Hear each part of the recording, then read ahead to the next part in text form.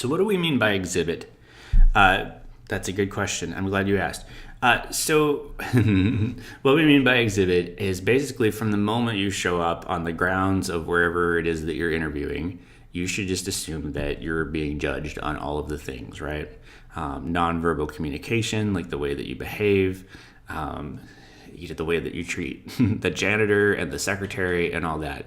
And so just know that all of this, creates a picture of you for these people who, A, don't know you very well, B, will probably never have any other, interaction with you, and who are working really hard to put together sort of a mental schema of what it is that you are going to be like, right? And so they're reading a lot into every little action, okay?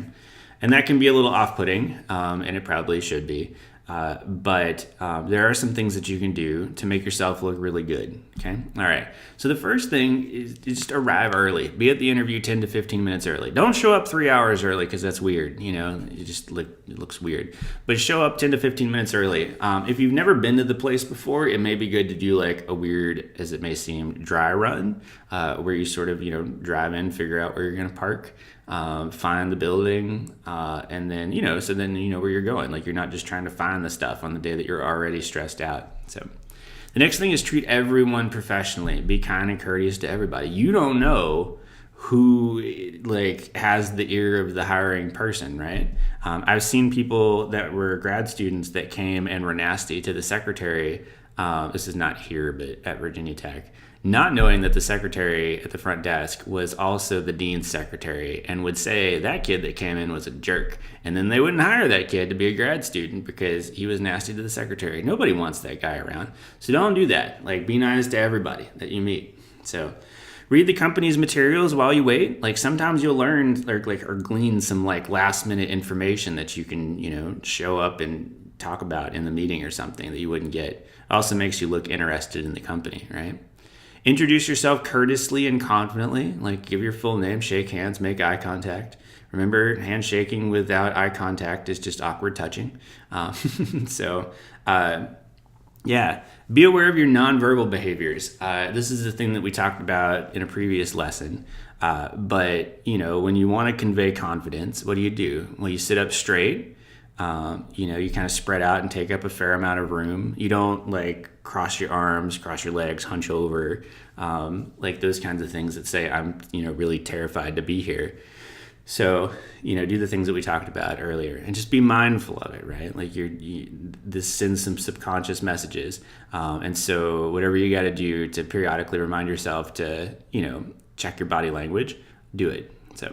And then maintain professionalism. So just always be professional. All right. So other tips, leave your cell phone on silent or in your vehicle. I don't suggest actually leaving in the vehicle because there may come a point at which they're trying to contact you and they need to, but definitely put it on silent because you've never I've seen people that have been in interviews and then all of a sudden, their phone's blowing up because people are texting them to say, good luck with your interview. And you're like, oh my God, I'm here and it's buzzing. And so go ahead and put it on silent, make sure all your alarms are turned off. Those kinds of things because you don't want it to be a distraction. If you can put it in your bag, even better. Always listen carefully, thoughtfully, everybody. And when we talk about next week, we're actually going to talk about active listening.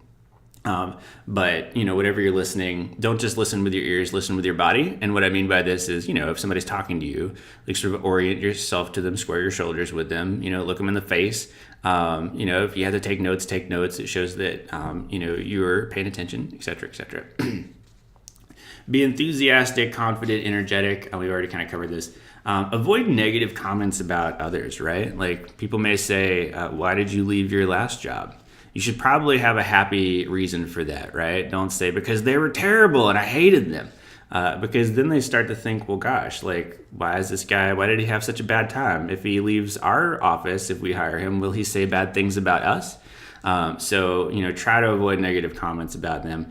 Even if you got legitimate reasons to say negative things about the places that you've worked before, I think it shows a little bit of professionalism and grace to, try to find a way to put a happy face on it. So always understand the hiring process. Don't, be there asking so, all right, when am I going to find out?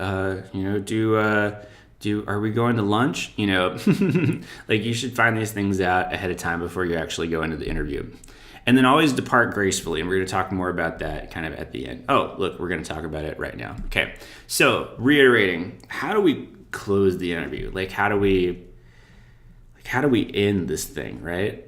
Most of the time, it's just like your presentations that you do. You're so excited to get to the end and having got all of the information out that you're just like, all right, thanks for coming. Any questions?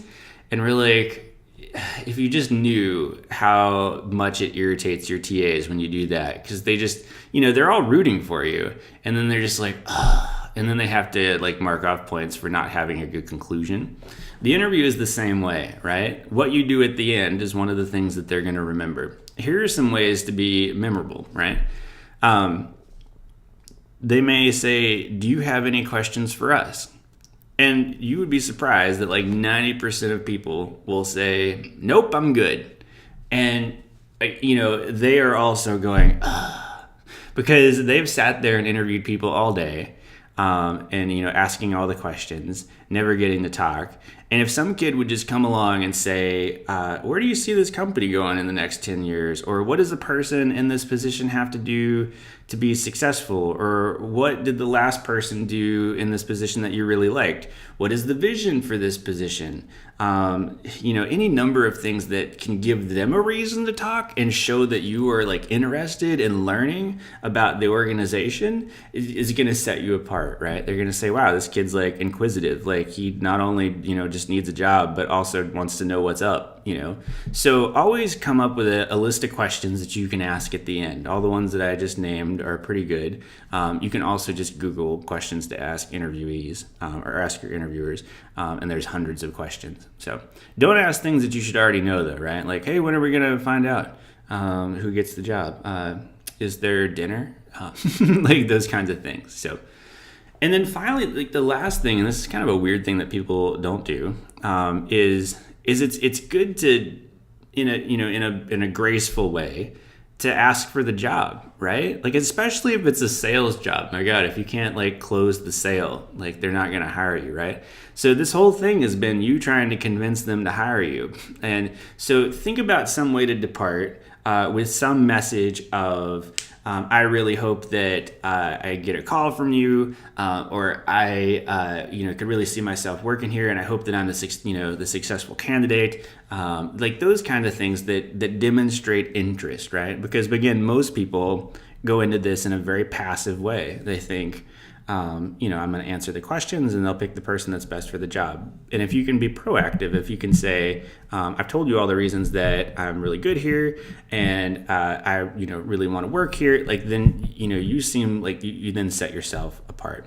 It's also good at the end to sort of maybe reiterate, think about, you can have it set up ahead of time, but also if you need to change it on the fly, think about the 3 or 4 things that would make you a really great candidate for the position, and then reiterate those at the end.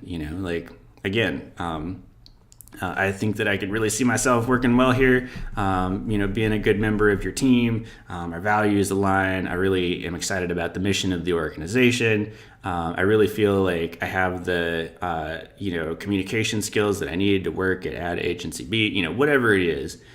Think about what those are and come away with sort of 3 or 4 reasons that you would be good for the job to reiterate at the end. Okay. All right. So if we were in class, I'd ask you to think about what questions you could ask and then brainstorm and then pass those up. But I won't do that because we're on the internet. But anyway, so after the interview, things that you can do, send thank you notes, right? Because you don't realize it, but interviewing people sucks. Nobody wants to do it. Nobody wants to serve on a hiring committee. It's brutal. It's thankless. So if you can send them a note, a real note, not an email that gets buried after they, get their 4 a.m. round of spam and then it's down and not even on their screen anymore. Send them a real thank you note, on actual stationery. You can get some at Target. It's pretty good. It's $5. And say, thanks for taking the time to interview me. I really enjoyed learning about the company. Hope to hear from you, et cetera, et cetera. And that'll set you apart, right? Because when they're making the decision, your note's going to be on their desk. So it shows a little bit of grace and class and professionalism, and that's a thing that people don't have. So you don't want to have the thank you notes pre-made. That's the thing that I've seen people do, and it just seems really transactional, and I hate it. And they're oh, hey, thanks for interviewing me today. Before I even met you, I wrote you this heartfelt thank you note. that I have carried around in my bag all day, and here it is.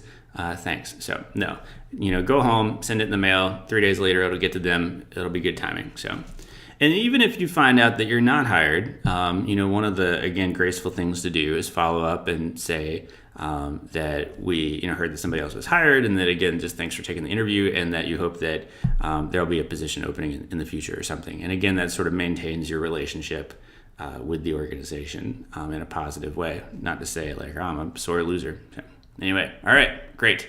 So if we were going to review, what does PEER stand for? What's the general rule of dressing for an interview? What does STAR stand for? And what you should do after the interview. So, of course, prepare, impress, exhibit, reiterate, and STAR is situation, thought, action, and result, et cetera, et cetera. Hopefully this makes you feel a little bit more prepared to do the interview. Again, you guys need to find a job that you could reasonably apply for straight out of school and turn that in as part of your comp check. And then the next thing that you need to do is you need to either A, depending on which lab you're in, sign up for a time to go to the Career Center and interview, or B, sign up for a time to be interviewed by one of the TAs. So, all right. Hey, thanks.